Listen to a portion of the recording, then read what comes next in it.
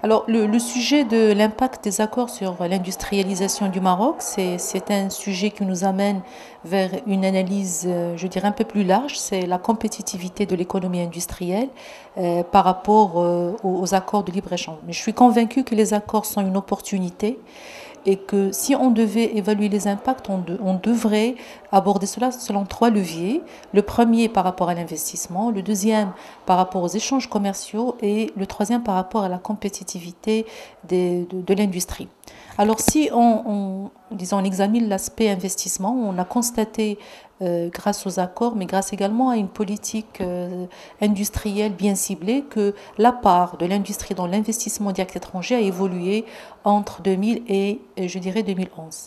De même, pour les échanges commerciaux, on voit qu'il y a une présence plus forte de ce que nous appelons les métiers mondiaux du Maroc, le secteur automobile, aéronautique, électronique et autres, ce qui confirme que quand on a une politique et une stratégie industrielle bien ciblée, grâce aux accords, on peut saisir les opportunités.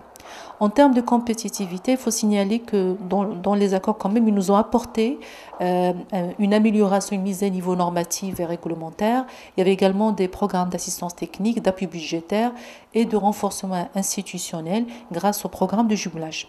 Maintenant, la question de la balance commerciale reste quand même une préoccupation majeure qui au fait, n'est pas forcément causée par les accords de libre-échange, mais qui est également émane de la nécessité d'améliorer la compétitivité de notre industrie.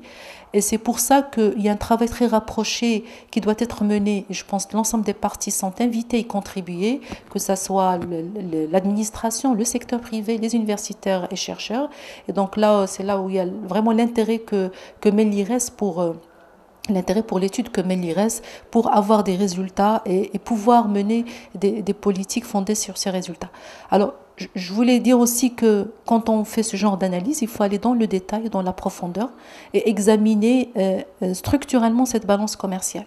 Parce qu'il y a certainement beaucoup de produits qui sont importés et qui peuvent être fabriqués localement.